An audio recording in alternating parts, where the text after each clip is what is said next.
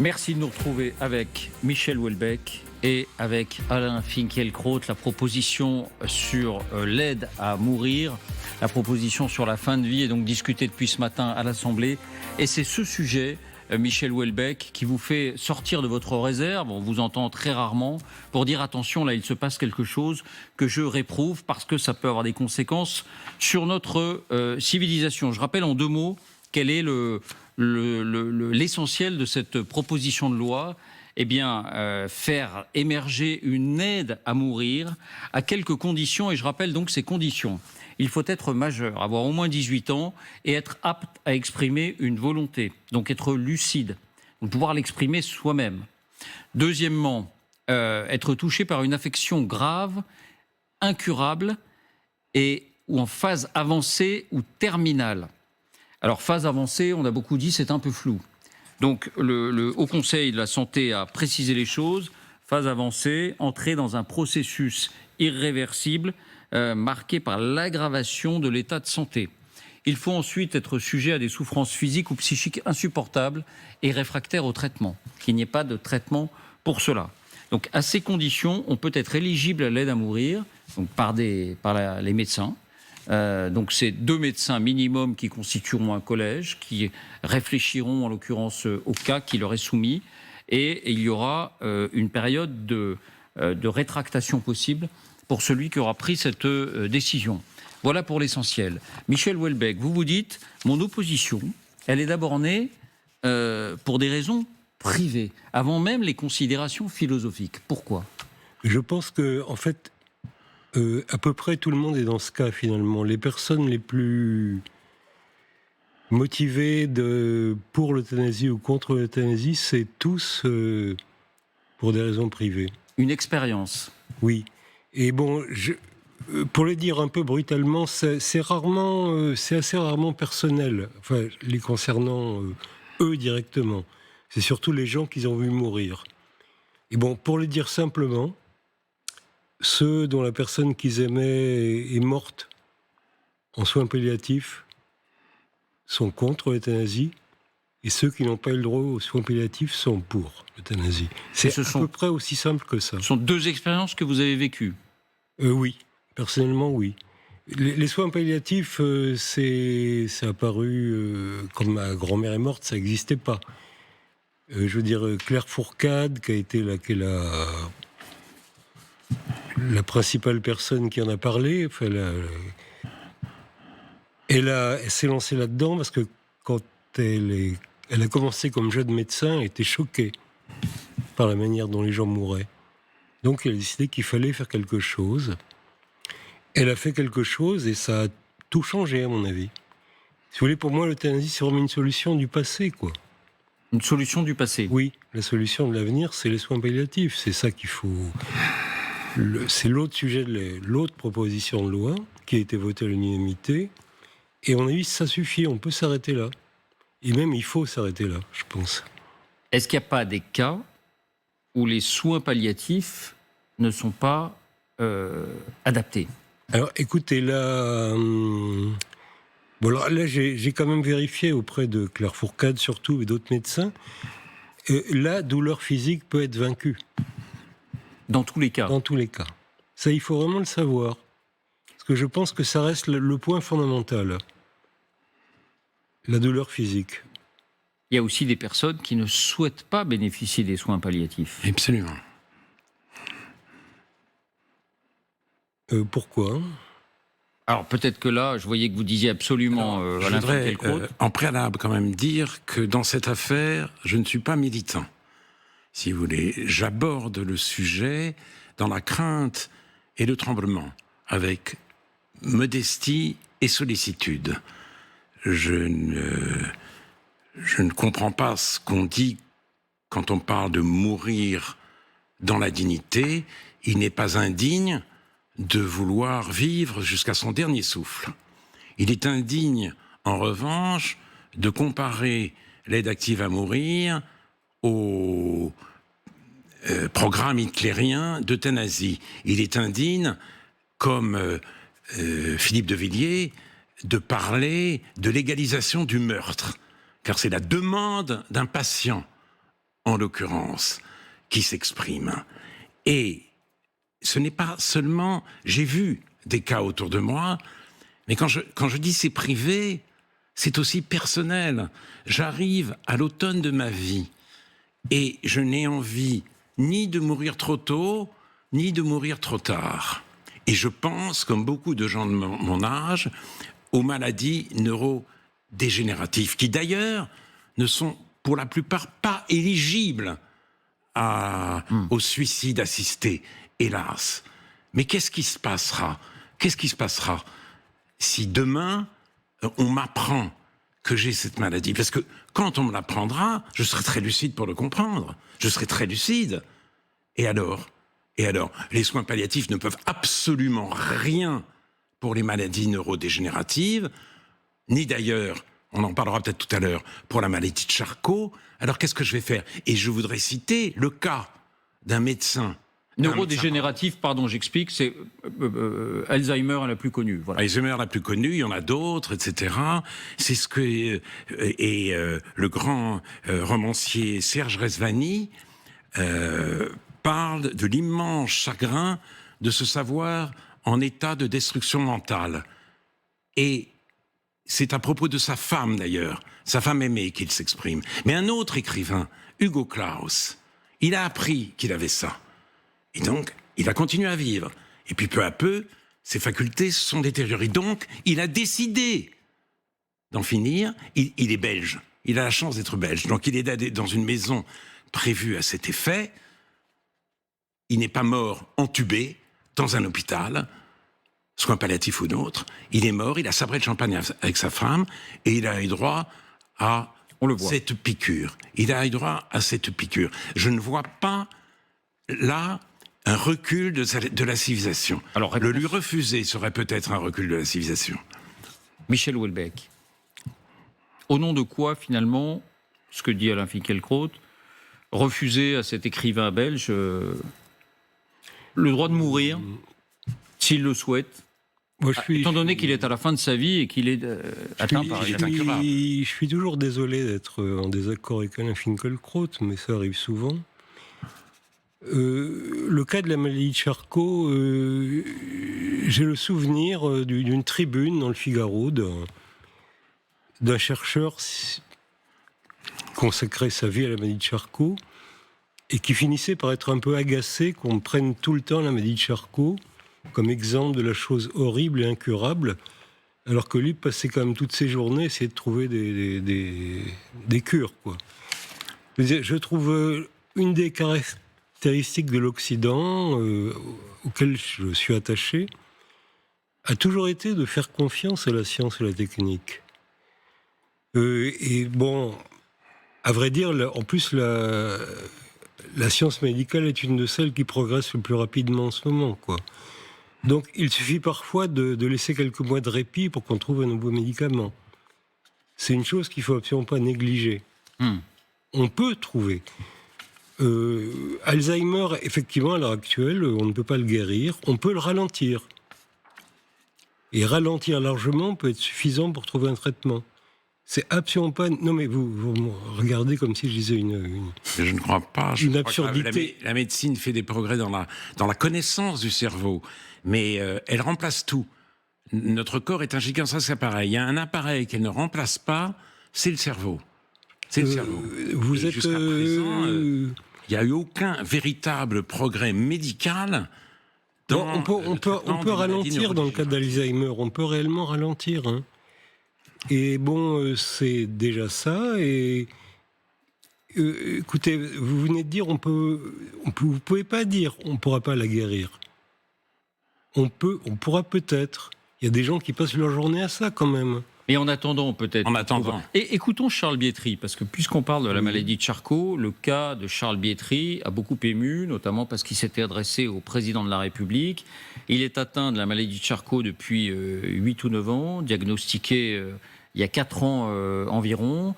Donc on est là dans un cas qui pourrait rentrer dans l'éligibilité au droit à mourir, au droit de l'aide à mourir. Écoutons Charles Bietri, donc qui est pour cette loi, en disant « Je veux pouvoir choisir quand je dirai non, quand je dirai stop. Écoutons. Je suis Charles Biatry, atteint par la maladie de Charcot depuis 8 ans et le sachant depuis 3 ans. Ma vie a été très belle, je voudrais bien que maman le soit aussi. Sont les souffrances qu'on m'annonce atroces, sans que ceux que j'aime restent des semaines auprès d'un corps inerte, sans qu'on vienne me priver de mon dernier espace de liberté, le choix de ma fin de vie. Alors, Charcot, il faut le préciser, c'est la mort, pas forcément à brève échéance, c'est une paralysie des muscles qui se traduit par beaucoup de choses, la perte de la parole, la perte de la déglutition. C'est pour ça que Charles Biatry a cet appareil qui lui permet de reconstituer sa voix d'une certaine manière. Est-ce que ça vous émeut et est-ce que vous dites, je comprends dans ce cas-là, Michel Houellebecq, ou est-ce que vous dites non? Oui, je comprends. Mais on peut... Il y a quand même un problème qui est passé sous silence à ce qu'il vient de dire. Il faut que quelqu'un le fasse. Parce qu'il ne pourrait pas le faire lui-même. Tuer la personne. Et bon, vous avez dit que le cas des médecins doit quand même être abordé. Ils sont pas là pour ça, si vous voulez. C'est pas leur métier. C'est même à peu près le contraire, quoi. Donc... Ça vous semble contre nature? Ça me semble contre la nature d'un médecin, déjà. Ce qui est quand même important. C'est... Bon, Alors, il y a une clause de conscience pour les médecins. Oui, mais... Oui, c'est vrai. C'est vrai, il y a une clause de conscience. Bon, le collège, en fait, c'est quand même le premier consulté qui décide. L'autre est là à titre de consultant. Le collège des médecins. Donc c'est l'avis d'un médecin qui prévaut, faut le rappeler. C'est pas...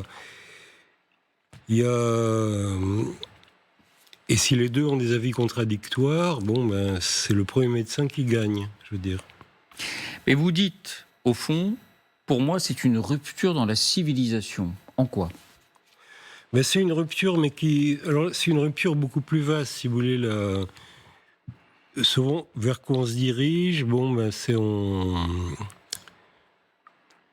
on a des seniors dynamiques, sportifs, férus d'activités culturelles.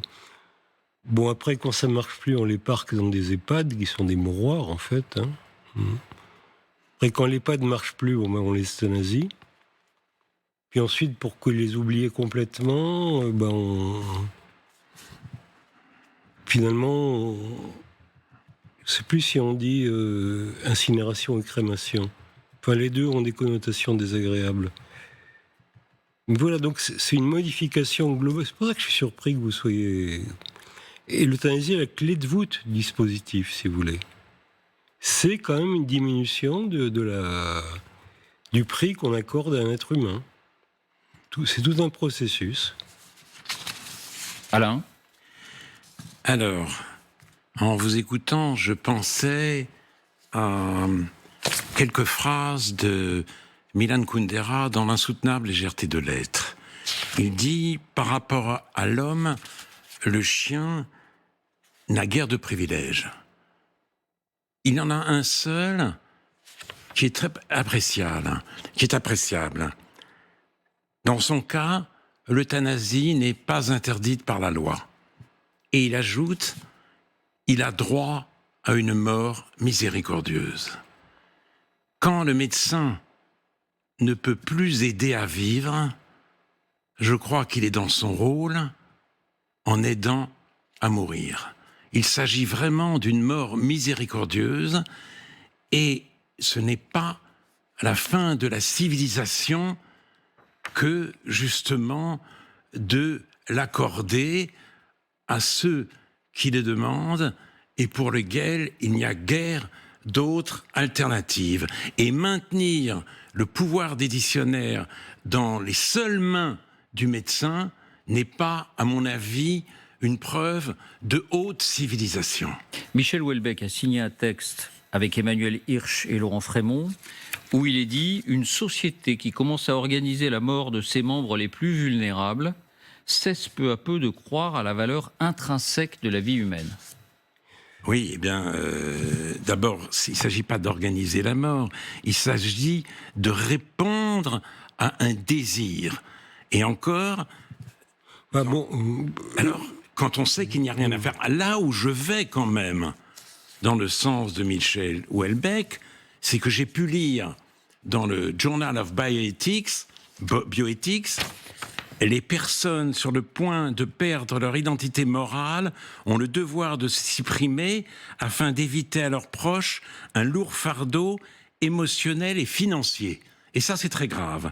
Car on peut se demander si les médecins demain ne seront pas invités, voire incités, dans une société soucieuse de ne pas creuser les déficits, justement, à provoquer la mort des nonagénaires, toujours plus nombreux, voire des personnes en situation de handicap. Donc il faut des garde-fous, il faut mettre le holà, mais quand même tenir compte de ces situations, à mon avis, dont j'ai parlé, et je reparlerai si j'ai encore le temps, de l'Alzheimer, c'est l'humanité même. L'humanité même. Et franchement, les soins palliatifs ne peuvent pas remédier à tout.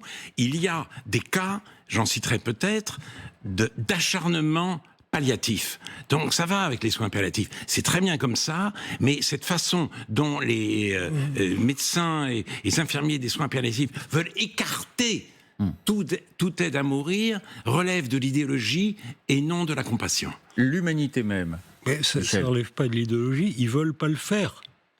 Mais ils n'ont qu'à pas le faire. Non mais oui, mais ils sont pas là pour ça, ils ont pas envie. C'est pour ça que j'irai jamais en soins palliatifs d'ailleurs. Et en général, c'est plutôt les proches qui veulent l'euthanasie. C'est assez rarement les malades, en fait. Non, mais il faut être... le seul avantage d'être écrivain, c'est qu'on peut dire des choses indécentes et désagréables, quoi. Mais si vous voulez, les contes des Maupassant ou les paysans normands expédient le vieux parce que ça prend un peu de temps.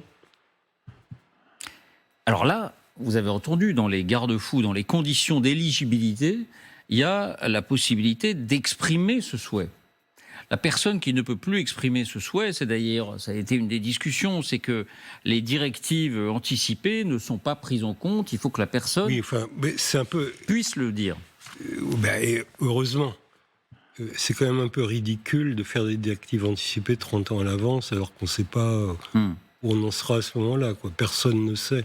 C'est pas l'entourage qui aura le dernier mot dans ce que dit la proposition. L'entourage peut être une pression. Enfin, je suis désolé de dire ces choses déplaisantes, mais c'est vrai. L'entourage fait pression dans les deux sens. Il y a effectivement des héritiers. On n'est pas sorti du monde de Balzac, ça c'est vrai. C'est pas seulement. Mais il y a aussi ceux qui veulent maintenir en vie le plus longtemps possible la personne qu'elles aiment, au détriment même de sa volonté. Donc l'entourage, ça peut jouer dans les deux sens. C'est pas uniquement pour l'argent, hein. C'est aussi parce que c'est un spectacle qu'ils supportent pas. Oui, c'est vrai. Donc c'est pas forcément intéressé. Mais bon, ils supportent pas le spectacle, eh bien, oui, c'est quand même pas eux les principaux intéressés, quoi. Vous avez fait l'éloge de l'agonie, Michel. L'agonie, c'est un peu, ça fait un peu. Un peu étrange, je dis comme ça, mais. Mais c'est vrai que c'est un moment important, et c'est pour ça que. C'est en grande partie pour ça que les religions s'y opposent, enfin, assez unanimement. S'opposent à la proposition de loi. Mais, et l'agonie, s'il y a souffrance. Non, mais il n'y a pas souffrance, David. Je me permets d'insister là-dessus. Les médecins sont formels, ils peuvent y arriver. Et dans le pire des cas, quand ils n'y arrivent plus, il y a la sédation profonde et continue qui est prévue par la loi Leonetti. Donc, dans tous les cas, on peut éviter la souffrance. Dans tous les cas, vraiment. Alain, vous aussi, je voudrais vous faire entendre un témoignage. Ah, pardon. Témoignage de quelqu'un qui est atteint, en l'occurrence, par Parkinson. Alors, Parkinson est éligible à l'aide à mourir dans certaines conditions bien précises. Encore une fois, du moment que ça recoupe les critères qu'on a vus tout à l'heure. Elle s'appelle Edwige Moutou. Et elle fait partie d'une association qui s'appelle les éligibles, donc justement ceux qui pensent pouvoir être éligibles. Mais elle y est opposée. Pourquoi ? Parce qu'elle dit, d'une certaine manière, à partir du moment où la mort est possible, où on me propose la mort rôde autour de moi. Écoutez. Ce projet de loi, il me fait l'effet d'un pistolet chargé qu'on dépose sur ma table de nuit. Donc pour moi, cette loi est une menace parce que non seulement elle me colle une étiquette à vie bonne pour la mort administrée, une étiquette dont je ne pourrais pas me débarrasser parce que je suis atteinte d'une maladie incurable. Et puis par ailleurs, je trouve que cette loi murmure à nos oreilles des choses morbides. Aie confiance, crois en moi, arrête de lutter pour vivre, il faut mourir et on va t'aider.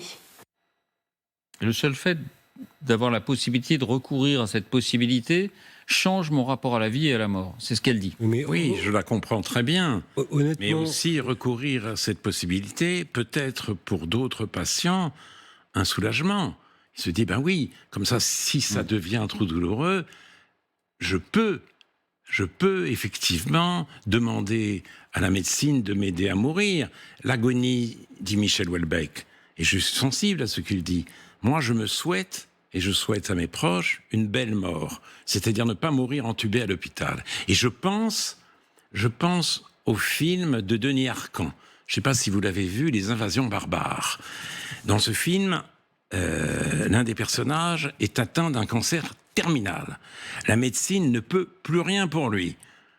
Les soins palliatifs ne lui paraissent pas l'Eldorado promis. Donc, que fait-il ? Il invite tous ses amis chez lui. C'est la belle mort. C'est-à-dire, il meurt avec ses amis, il a le temps de leur dire adieu, ce que l'hôpital permet rarement, et c'est une infirmière, en l'occurrence à Corte, on est au cinéma, qui lui injecte la potion létale. C'est ça, on peut retrouver aussi le sens de la belle mort, plutôt que de la mort totalement médicalisée. Il faut aussi penser à ça. Ouais, bon, j'ai plusieurs choses à dire.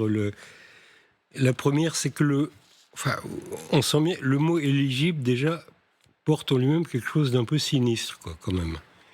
Quelque chose qui fait. C'est moi qui le dis, hein, éligible. Alors, Non, mais c'est le terme. Et cette jeune femme. Ça fait vaguement froid dans le dos. Enfin, on a quand même l'impression, on a un statut humain. Bon, il y a un autre statut qui est mort. Il y a quelque chose qui se crée entre les deux, quoi. On est un peu moins humain quand même, quand on est éligible. Bon, par ailleurs, ces espèces de trucs, genre on fait une fête pour sa mort, je trouve ça un peu répugnant, en fait, pour le dire. Un peu répugnant. Un peu anormal. Donc quoi ? Qu'est-ce qui est anormal ? De faire une fête, on invite ses amis, etc. Il y a un livre que j'aime bien, qui n'est pas du tout contre l'euthanasie. C'est pas militant, mais c'est intéressant parce que c'est un Hollandais, où c'est largement rentré dans les mœurs. Ça fait 20 ans, quoi, 23 ans, 25. Et donc, il y a quelqu'un qui veut faire une grande fête pour toute sa famille, parce qu'il va se faire euthanasier. Puis finalement, il trouve ça complètement con, de faire une fête comme ça, faire ses adieux.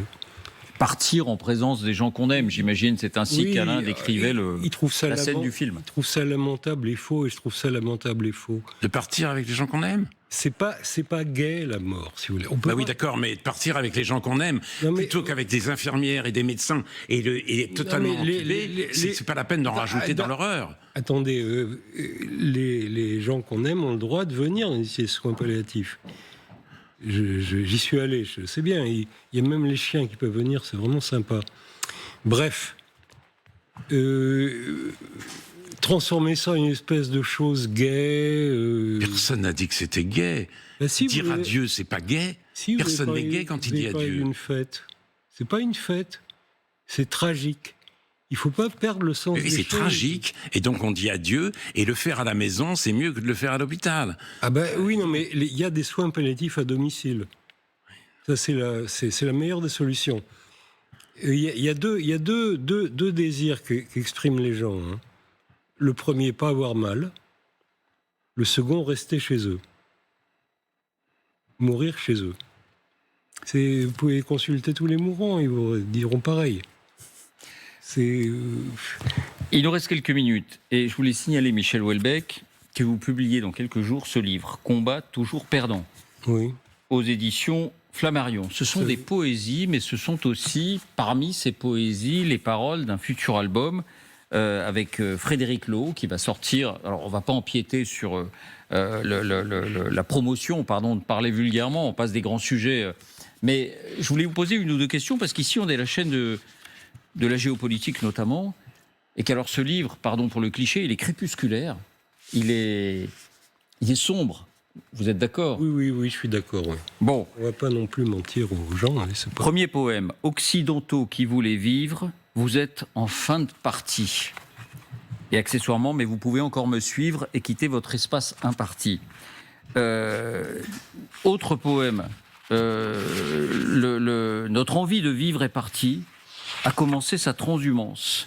Nous avons traversé en ombre maladive tous les effondrements d'un monde condamné. L'Occident, pour vous, c'est terminé ? Probablement, oui. C'est regrettable. Enfin, il est gras certaines choses. Hein. Enfin, on meurt pas totalement en vain. Effectivement, on lègue des choses. Oui, il avait de bons côtés, mais là, effectivement, c'est plutôt mal parti, oui. Est-ce qu'on peut vous demander ce qui condamne l'Occident ? Bon, il n'y a pas que l'Occident qui est mal parti, mais bon, c'est essentiellement sa démographie. Enfin, là, c'est un peu... On devient vraiment hors sujet, mais enfin, bon. Le fait qu'on n'ait plus envie de se reproduire. Oui, c'est quand même une condamnation à mort, ça. Assez inéluctable et pas... oui.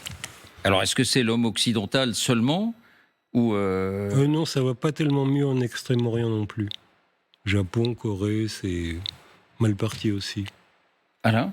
Je ne sais pas si l'Occident est fini, mais c'est certainement pas à cause de l'aide active à mourir. L'un des rédacteurs du projet moderne de maîtrise de la nature pour améliorer le sort humain, Francis Bacon, disait, j'estime que c'est la tâche du médecin non seulement de faire retrouver la santé, mais encore d'atténuer les souffrances et les douleurs, et ce non seulement quand un tel adoucissement est propice à la guérison, mais quand il peut aider à trépasser paisiblement et facilement. Pour le reste, il y a en Occident une crise terrible de la transmission. La culture, c'est-à-dire l'héritage, la voix des morts, a de moins en moins de place. Et ça, on le voit avec l'effondrement de l'école. Et c'est en effet le signe d'un effondrement plus large que celui de l'école, d'un véritable effondrement civilisationnel. Un basculement s'est produit que je ne peux décrire. C'est la vie en elle-même qui semble s'être retirée. Moi, je suis un peu mal parti parce que je suis moins bon en philosophie que lui. Mais quand même, une grande partie des philosophes ont condamné le suicide, déjà, et condamneraient fermement l'euthanasie. Enfin, je ne pense pas que Kant serait d'accord, par exemple. Kant ne serait pas d'accord ? Oh non. Oh, je suis embêté. Bon. Bah si, Kant ne serait pas d'accord. Si vous voulez... Je suis embêté. Bah oui, mais c'est un fait. Enfin... C'est un peu tard, pardon, pour aborder Kant en détail. C'est un peu tard. Mais Michel, vous voyez dans cette proposition de loi, vous voyez dans l'instauration d'une aide à mourir un autre des symptômes d'un Occident qui n'a plus envie de vivre ?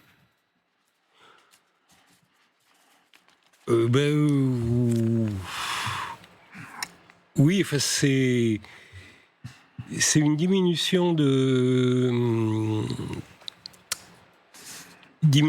la valeur intrinsèque accordée à l'homme qui me paraît dangereuse. Dans ce même livre, d'ailleurs,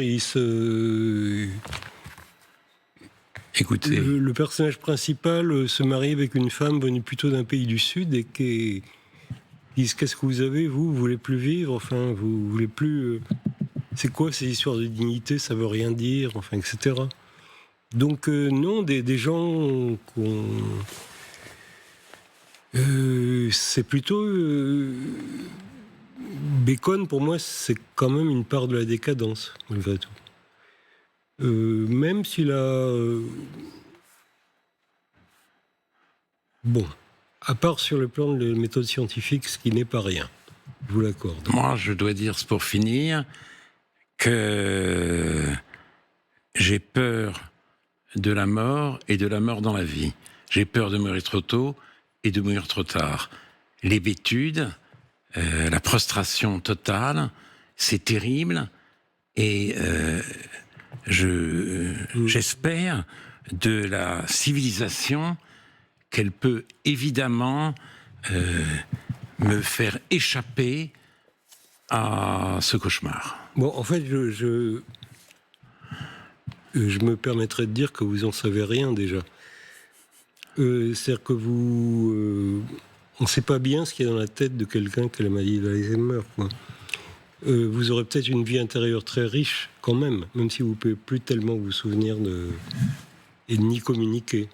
Ce sera le mot de la fin. Eh oui. Merci beaucoup Michel Houellebecq. Je signale ce livre apparaître donc dans une quinzaine de jours, Combat toujours perdant. C'est de la poésie chez Flammarion. Et ce sera donc les paroles du disque avec Frédéric Loh puiseront dans ces textes.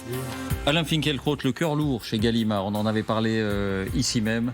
Je vois que le livre se porte très bien en termes de...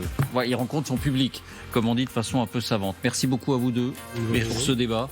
Merci de la confiance que vous nous avez accordée.